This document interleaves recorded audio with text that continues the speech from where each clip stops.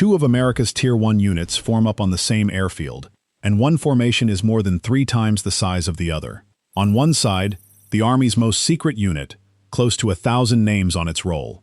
On the other, roughly 300 Navy operators, the cutting edge of SEAL Team 6 in a single square. Same clearance, same fence line, wildly different size. The easy read is that the bigger unit must be the better one. That read is wrong, and the two numbers on those rosters were never counting the same thing. Start with the thing this audience will demand we say first, because it is simply true. These two units sit at the same tier. Delta Force and the group still widely called SEAL Team 6 are both Tier 1, both under Joint Special Operations Command, both filled with men who were already the top of their branch long before selection began. Nobody in this story is second string, so when one force is fielded at 3 times the size of the other, the size is telling us about the mission behind it. To hear what it is saying, we have to go back to why each unit was created in the first place. Delta was stood up on the 19th of November, 1977, created by Colonel Charlie Beckwith at Fort Bragg. Beckwith had spent a year on exchange with Britain's 22nd SAS, and he came home certain the Army needed a full-time unit shaped like that regiment, a standing force ready for hostage rescue and direct action anywhere on Earth.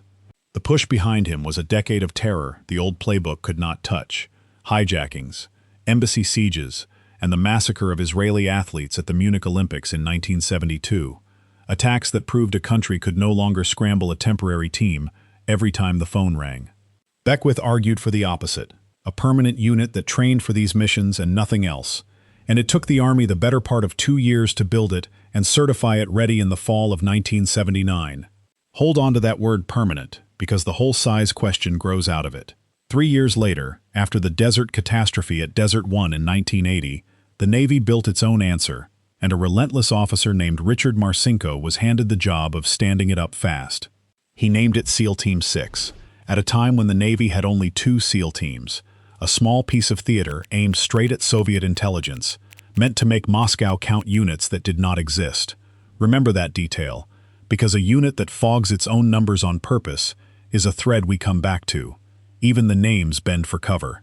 Inside Joint Special Operations Command, Delta answers to the label Task Force Green, and the Sea Service Unit to Task Force Blue, misdirections stitched into both from the very start. 2 forces, 2 services, born 3 years apart out of the same hard lesson, that America needed men who could walk through a door almost no soldier would ever reach. If you want the parts of these units that live in the after-action files instead of the recruiting posters, subscribe and stay with us, because the roster gap is exactly where this comparison gets turned upside down. There is a reason this particular matchup gets flattened so often. Both units live behind a wall of secrecy, so the public meets them through films, video games, and a handful of famous raids, and the mind reaches for the simplest scoreboard it can find, a bigger number beside a smaller one, and calls that a ranking. The men inside would find it laughable. What matters to them is simpler and harder, whether a force is shaped for the job it is handed. So before we judge the shapes, we have to be honest about the numbers themselves. Now the numbers, and they need one warning stamped across them before we go a single word further. Nobody outside the fence knows the true figures. Delta's official strength is classified, and the writers who cover the unit say so without flinching. The most widely cited open-source estimate, from the reporter Sean Naylor, puts Delta at close to 1,000 soldiers, of whom somewhere around 250 to 300 are the trained assaulters, the men who actually run the direct action and the hostage rescue. Other open-source counts sit higher, 300 to 400 shooters, and more than 1,000 total once every supporting hand is added in. Every one of those figures is an estimate, wearing a confident face. As one plain guide to the unit put it, no one without a security clearance knows exactly how many people belong to Delta. So hold the 2 headline numbers next to each other, because this is the whole sleight of hand inside the title. The 1,000 is the entire unit. The 300 is only the assault edge. When people say Delta has 1,000 and Team 6 has 300, they are quietly setting the whole of one organization against just the shooters of the other. Both units wrap their operators inside a far larger machine, and both keep the real size of that machine behind the wire. So the honest version is calmer than the headline. Delta's assaulters and DevGrew's assaulters are both counted in the low hundreds. What separates the two figures is a matter of bookkeeping with real meaning behind it. Delta gets described as a 1,000-strong unit because of everything the Army decided to fold in and carry under the same badge. Every elite shooter in any force stands on top of a deep pile of enablers, the people who move him, feed him, hide him, talk to him, and pull him out. Modern special operations run on that hidden structure far more than on the handful of men in the room at the end. For every operator on a target, there is a long tail of analysts, pilots, signalers, and logisticians without whom he never reaches the door, and that ratio runs many to one. Delta counts more of that tail as part of itself, and what it chose to fold in tells you exactly what it was told to be ready to do. Look at how the unit is actually built. Delta runs 4 assault squadrons, lettered A, B, C, and D, and each squadron breaks into troops, and each troop into small teams of 5 or 6 operators led by a senior sergeant. Inside a squadron, the troops divide their trade, some built around direct action and assault, at least one built around reconnaissance and sniping. That alone is a serious number of shooters. But the assault squadrons are only the front of the house. Folded into the same unit is a squadron rarely named out loud, G Squadron, the Advanced Force Operations element.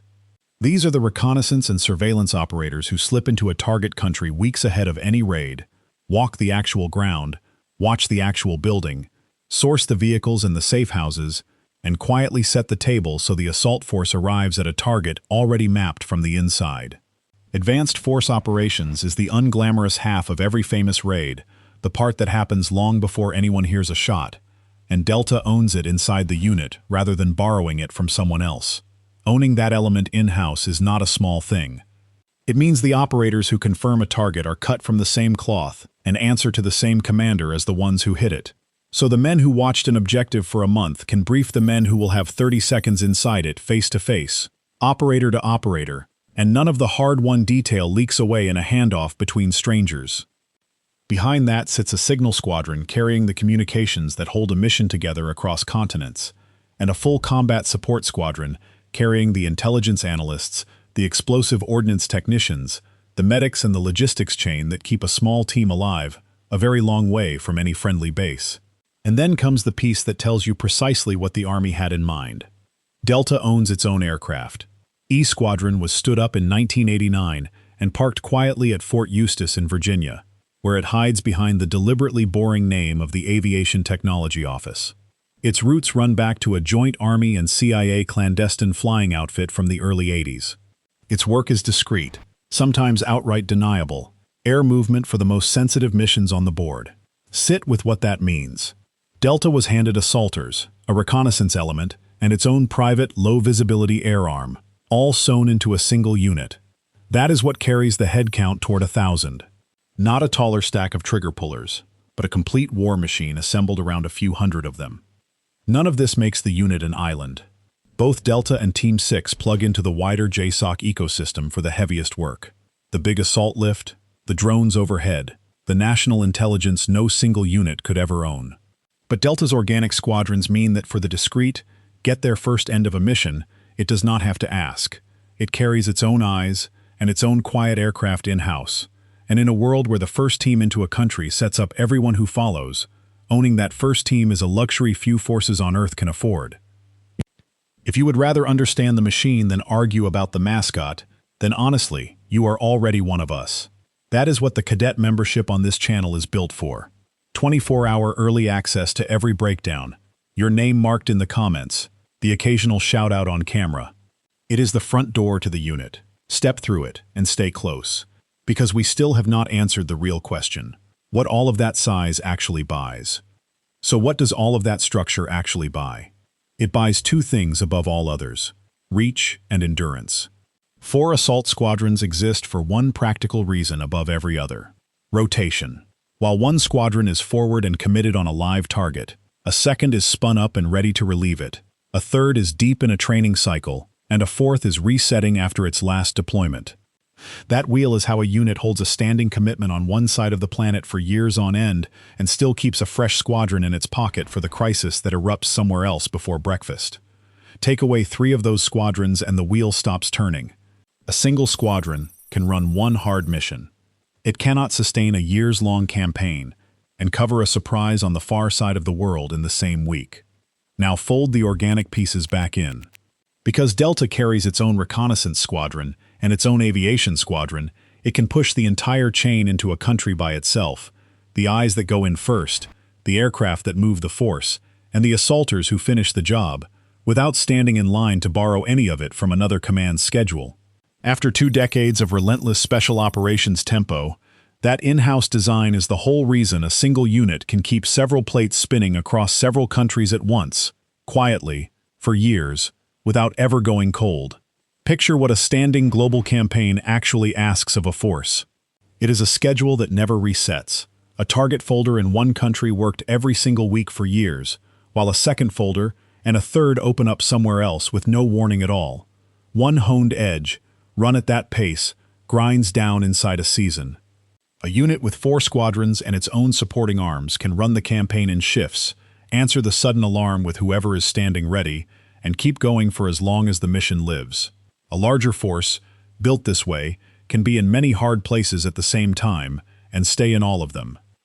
That is the capacity a 1,000-strong unit is really measuring. At this tier, both units are the best there is, man for man. The larger roster is a measure of reach, counting how many places Delta can be, how deep it can push, and how long it can stay once it gets there. So the bigger number now makes sense. Turn to the smaller one, because it is every bit as deliberate. 300 is a different kind of ambition, aimed from the start at a different first problem. SEAL Team 6 was never built to hold ground across a continent. It was built for the water. Its founding mandate was maritime counterterrorism, the ugliest problems the sea can hand a planner, a hijacked ship running at speed, an oil platform seized far out in open ocean, a target that can only be reached by coming up out of cold black water and climbing a steel hull in the dark. A target like that rewards a small, superbly drilled team moving fast, not a crowd. A ship underway or a rig in open ocean is a confined and unforgiving box, and the task is to put a precise element onto it clean and quick, which is why a maritime raiding force is built compact, sized to fit the target it climbs onto. That heritage is still stamped on how the unit is shaped today. Alongside its 4 assault squadrons, which carry colors, red, blue, gold, and silver, rather than letters, DevGru fields a dedicated maritime mobility squadron, the boat and small craft specialists who own the approach from the sea. It fields a reconnaissance and surveillance squadron, known as Black Squadron, that runs its advanced force work and famously includes female operators for the surveillance jobs a group of large men can never quietly do. And it runs its own training squadron, Green Team, the punishing pipeline that turns an already seasoned SEAL into a Team 6 operator. There is a second reason the smaller number clings to Team 6, and it runs straight back to that detail from its birth. This is a community that hides its own size out of habit. Marcinko named the unit 6 to fog the count for Moscow, and the instinct never left the culture. The 300 that gets quoted is the assault tip, the part of the force that gets pointed at a target, because the tip is the part the community is willing to let the public picture. The support, the enablers, the true shape of the whole is kept deliberately vague, the same way Delta's real total sits parked behind the single word classified. Decades on, the tidy split between the 2 units has blurred anyway. Both now work every environment, land and sea and the messy edges between them, and both range across the entire globe.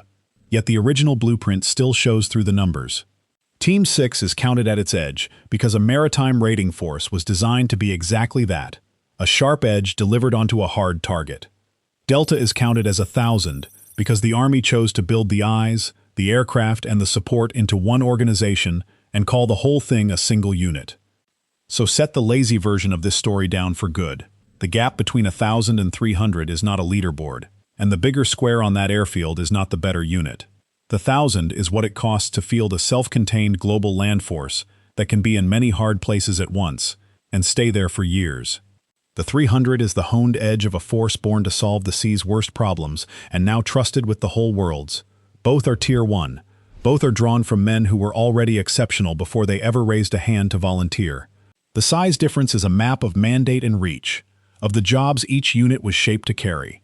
The operator standing at the end of the rifle is the same breed in both. So here is the question worth fighting over in the comments. Hand one of these 2 units a mission on the far side of the world tonight. No warning, no help coming, and ask which one you reach for, the self-contained 1,000 or the surgical 300. Your answer says more about the mission you are picturing than about the men, and that is the whole point. Tell us where you land. And if you want the versions of these units that never survive the official summaries, the org charts that stay behind the wire, and the operations that get counted and then quietly filed, that is what the full membership on this channel opens up. Sine pari, without equal, and built large enough to be everywhere it is needed at once.